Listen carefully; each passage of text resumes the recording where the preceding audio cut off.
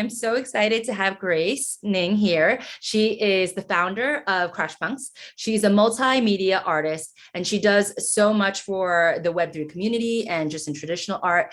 I would love for her to tell about her background and her connection to the arts. Grace? Sure. Thanks for having me. And yeah, it's great to be here to share some of my experience. Yeah, I've been an artist for as long as I can remember. I was drawing since I was a little kid, and then that really turned. So I was drawing and writing, and then that turned into web design and development, and then that turned into tech entrepreneurship. So that was kind of like my path. I did have like on the creative team working on some commercials and stuff like that. But for the most part, my career has been mostly as a tech entrepreneur, product designer, user experience designer, and then most recently, last year, I launched an NFT collection over on Stacks, which is secured on Bitcoin, and it's called Crash Punks. And it's a cyberpunk sci-fi NFT collection. And now I'm working on a short animated short film that explores the metaverse, and it takes these Crash Punks characters into the metaverse, where they discover things that are happening, and then the plot reveals itself there. That is so exciting. I feel like you're a pioneer in the space for sure. And you have such an impressive kind of like background and experience with everything you're doing as an artist. And I always ask everyone this question, like to be a hungry artist, you definitely have to have that drive and determination. So for you, how do you feel like you got to where you are? Like if you want to share, a story from how you started to now, or some advice as an artist to other, hungry artists, is there something that you can just, share about that journey? Sure. Yeah, it's definitely been a difficult journey. I didn't have supportive parents growing up who would, encourage me to pursue the arts. So, again, I think as a kid, I think as far as I can remember, probably like 4 years old, I was winning art competitions and different drawing and writing competitions. And so early on, I knew that I wanted to work in that creative field. And then so I grew up in New York City. I got into a high school called LaGuardia High School, which is known for the performing arts, for music, for theater, for dance. And then I really wanted to go. But I also got into a Stuyvesant High School, which is a math and science academic high school. And so, of course, maybe it was because Asian parents or immigrant parents, I was kind of just like pushed to go the academic route. And same thing happened with college, where I got into art schools, but then was kind of like pushed to go in more of the practical, well, it was like doctor, lawyer, business, accounting, more of that route. But I did kind of like manage to balance it, where I majored in business and economics, and also in design. So that still kind of like balanced out my creative flow, creative outlet. And yeah, and then I graduated. I was in advertising, so that was very much on the creative side. They actually, I think, yeah, I think I got into advertising because it was just such a, I could work on multiple projects, and I was a web designer, graphic designer. So that, yeah, was a nice way for me to have that outlet. And then from there, I got into entrepreneurship, starting companies, and then was running companies for a long time, like a couple of years. But I think the difference, and this is like a topic that I explored a lot, the kind of like the similarities and difference between entrepreneurship and artistry, where I feel like I approached entrepreneurship as more of an artist, where it was very much just like kind of like imagining the possibilities of what could be a reality and then going to build that.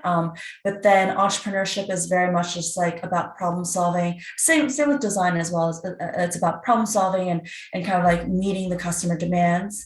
And then so there was always like that balance.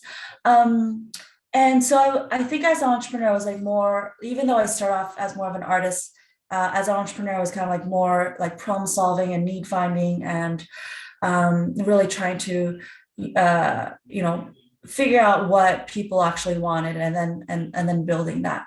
And then I think at this point, I feel like I've learned so much, and experienced so much, that I feel like I just need to share all my experiences in the form of art, because I feel like that, I could write blog articles, but I feel like a lot of what I want to express is more multisensory than just a blog article. So I also work on music. So that it was a whole other journey. My journey as a singer songwriter. I was also discouraged from singing, and music and everything as a kid. But then just the past few years, I was just like, well, I have a lot to share. I wrote all these songs in my journal. I have like very vivid visions of kind of like what the world of these songs are, and like the characters and like the story and everything. And I think for me, I feel like for me, I always strive to like emotionally connect with people in my work. And so that was my work as a user experience designer as well, to be able to, like also be able to like deliver joy and like the product design and the interface design. And so it's kind of like going back to a lot of that kind of like basic values for me of just like emotionally connecting with people through my work, and sharing stories that people will resonate with. Yeah. I didn't know that much about the singer songwriter in you. Like that's very, I was thinking already you're such a versatile human, where you are not just artist brain only. I feel like you have like this business side and this tech side, and then layering on top of that this musical songwriting talent. I think that just shows how of a well-rounded business person you could be. And I think with Web3 and using all those different talents, like what you're creating is so innovative and different because you have all these kind of passions. So I love what you're doing. I feel like you're trailblazing into kind of new areas where like art, tech, music, and all things are like merging together. So I love seeing that. Thank you for that. And then you just being part of this Exquisite Collabs, I wanted to ask you why you created the wings in the way you did, or how you created them. I love when, I just said wings, you went into the kind of more like a butterfly wing, which I was like, oh, I love that. So if you could just, tell everyone a little bit about why you created that and like how you created it. Yeah, so I use an app called Procreate for digital painting, digital drawing, and yeah, I think I just always, I wings can evoke so many things. I think in my songwriting, I also have references to like flying, and yeah, and so there I guess as a kid I used to also draw a lot of like angel wings and stuff like that. But yeah, I think for this project I wanted something that could like combine with all the different graphical elements. So butterfly wings came to me, and then I kind of like drew it in this like more stylized. They're transparent wings with like a pattern on it. So I also didn't want it to be an actual butterfly wing, but more could be fairy wings, or like more abstract. Yeah. Yeah. And I'm trying to find the date right now because it's going to be launching soon, July 12th. So we're launching your collab NFT next Tuesday already. Like the days are all merged together for me. So I had to like look at the calendar. So on the 12th, we're gonna put it on Gamma, and it's a 48-hour live auction. So that's exciting. And then I was going to ask you, what was my fourth question? Oh yeah, your thoughts on NFTs and Web3. I mean, you've been in this space for quite some time now. So like, I guess your thoughts on onboarding new artists and like, or new creatives, and just even collectors. Like, what's your thoughts on NFTs and Web3? Yeah, so I'm very excited for the potential of NFTs and Web3, not just for creators, but for um, a lot of other perhaps like societal issues or governance topics that I've been thinking about. So yeah, so one thing I was exploring for a while is, again, going back to my exploration of artists and entrepreneurship. I was also teaching artists. I was teaching at different art universities. I was teaching artists how to, turn their ideas into sustainable business models and projects. And so I was kind of like really exploring how creatives can actually make a living for their projects. And there are a couple of different ways to approach it. And I think with NFTs, it really gives an opportunity for creators to have direct access to their audience and sell their products to their audience, but not just. I think for the longest time, digital assets have been really hard to sell, monetize because it's just on Instagram and it's just like an image. And so NFTs gives artists and collectors a way to have that unique ownership of a digital asset. So that could also be really disruptive for music as well as for visual art. So yeah, I'm really excited about that, and also being able to. Um, so I think as I think about kind of like the creative process, being able to trace ownership back to the original creator and have royalties on top of that, and then also being able to like track the different contributors to a creative project. So that's often been challenging for the music industry and like different creative industries as well. So there's that, and then I guess on a larger scale, I'm excited about Web3 for just like different ways of organizing. So not just within NFTs, but DAO structures as well. So being able to organize around a collective mission, vision, and then have multiple contributors. And then it also changes the way of the future of work as well, where I think maybe what I'm doing right now, you brought up that I'm kind of like really multifaceted and like exploring different things. But I think as human beings, and it's part of human nature to be multifaceted. Mm-hmm. I think maybe it was like the Industrial Revolution that kind of like put us into a bucket of like, this is the one thing that you specialize in, this is your role. And so it could be mind-blowing for people to be like, wow, you do so many things, but it's kind of like human nature to be doing, like, to have multiple, to be curious about different things and to have potential in different aspects. And so I think we see ourselves breaking away from that model of like, you have to just be that one thing. And then now we can just be multiple different things, do multiple different things, be very multifaceted. And I think the DAO structure and NFTs also gives way to that too.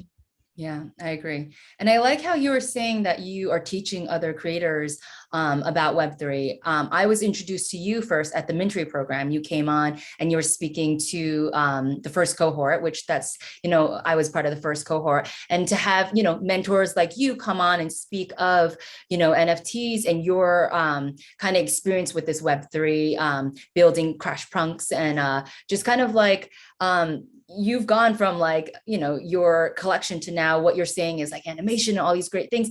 Would you be able to give some advice of, people in my first cohort or just NFT, newcomers, like, especially in the Stacks ecosystem? How can we get into the Stacks ecosystem in a better way to show our projects? Like, what would be some advice of how do we connect with these people from Stacks better? Well, there's a Discord, so you can join the Discord, ask any questions. I would suggest first, you can download the Hero wallet, which is how, and there's also the Exquisite wallet. But basically, since Stacks is on Bitcoin, it's like another ecosystem, really getting to know the tools. And really for Web3, it starts with the wallet and, the wallet, and then like getting a few tokens. And then perhaps you can go to the NFT marketplaces like Gamma.io, where you can start browsing art that you like, NFTs that you like. And then as a creator, you can just start creating your work. Being on Twitter is important. So having a Twitter account if you don't already have one, and engaging with people in the Stacks community. So whether that's through the Discord or through Twitter. And then I also understand that could be hard for some creators because I think there's like always this like dilemma of like, I'm a creator, I'm an artist, I don't want to like market my work. I don't, I think a lot of creators just struggle with that of just not wanting to be on social media or do the marketing. But I guess starting out, it'll be really important to just have a presence and yeah. Yeah, I love that. And I think what you're really saying is just to engage with the audience. So say for me with the Hungry Artist project, do you think it's like, I hate kind of like marketing myself or like reaching out to these people, but how are the people in the Stacks ecosystem you feel? Like, are they friendly to people reaching out to them? Yeah, yeah. So yeah, there's it's like such a growing community. There's just so many people. So for example, the Gamma team, there's Jamil, who's like always like, he does a lot of like podcasts and always around as well. Great source of information. The community managers are great. So I on the Crash Punks team, we have Brett, who's also a community manager on he's also on the Stacks not he's on the Gamma team as well as Stacks Pirate. So yeah, so there's definitely a lot of people who are in the community to just like be able to like reach out to. And if you have a question, you could just like post in the Stacks Discord and ask your question, and people will happily jump in. I love that. So it's not as intimidating as it looks. It's just, I guess we have to engage. I love that. And lastly, what are you currently working on and where can everyone find you? Sure. So you can find me on Twitter, on Instagram. I'm at UX CEO, which stands for User Experience CEO, which is kind of like what I was doing. And then I am currently working on a 3D animated film for Crash Punks. It's a sci-fi cyberpunk film. It's a short film, and the first episode is scheduled to be debuted at a film festival in September, and so that's really exciting. It's this is kind of like my directorial debut, and I'm doing everything on the creative side. So, been working on the script, storyboarding, and then we'll be doing the animation and collaborating with other artists on that as well. And yeah, and then it's gonna be really because like the Crash Punks launched as this 2D NFT collection based on inspired by Snow Crash and based on a lot of like cyberpunk and sci-fi and anime shows. And now it's really about building the world and really kind of like having backstories to the characters and building out the world that these Crash Punks exist in. And so the theme and the topic is about going into the metaverse and discovering different things that are going on in the metaverse. So mysteries in the metaverse that these Crash Punks start solving for and investigating. And we're actually, so we have very NFT based approach to helping to fund this episode as well. So it's gonna be 3 episodes. I got some funding for the first 2 episodes, and then we need some more funding for the to finish up the third episode. And so actually on Monday, this coming Monday, which is going to be, I think, June 10th. Yes, June 10th, we're going to have a showman. So basically what that is we're using NFTs, and this is going to take place on Gamma on Monday. So basically anyone can start buying a ticket. So that could be through auction where they, if they want to be a character on the show, and this is only for people who have a Crash Punk. So if they have a Crash Punks and they really want to see their Crash Punks featured in the show as an animated 3D character and being brought to life, then they can like bid on the ticket, buy one of the tickets to get access to get their character in the show. So we have a few different tickets. We have the protagonist ticket, we have the villain ticket, we have 3 ally tickets, and then we have the henchmen, like 2 henchmen tickets. So you can choose what characters you want to be, what role that you want to play in the film, and then you can bid and buy the tickets. And then once you buy the tickets, if you can say, hey, I want to use this Crash Punks character, and then that'll be brought to life as a 3D animated character. Or you can still trade with people. So you can also trade it with other people who really want that character. So there's like a lot of fun, engaging ways to partake. Oh my God, so cool. Congratulations. That's like huge, everything you're doing. I was like so mesmerized by everything you're saying that you were saying June 10th and I was nodding my head and I looked at the calendar. It's actually Monday's July 11th. Oh, So, July. Yes, so July July. 11th, I want to definitely look into that. I own a Crash Punks NFT, but the everything you were saying, how it's like interactive and all of that, I'm like, I need to figure out how to do, and engage in all that because it sounds really awesome. And then I'm excited to look forward to this animation that's coming out. That's really fresh and innovative and exciting for Yeah. the community Yeah, what you're it's gonna be building. the first animated film for Stacks community, and Yeah. so yeah, really excited to share that with everyone. Amazing, Grace. You're like the poster child for Stacks, and like everything you're building is like a great example and a bar for all of us to kind of be like, well, Grace can do that. And it's like, as a woman and an artist and an entrepreneur and everything you are, I think you've been a great example and motivation and inspiration. So thank you for being here. And yeah, I can let you go back to your day. And, I'm looking forward to Monday's drop of what you guys are doing with Crush Punks. Thank Awesome. Well, thanks so you. much for having me. Yeah, have a wonderful day. Talk to you soon. Okay, bye, Bye. everyone.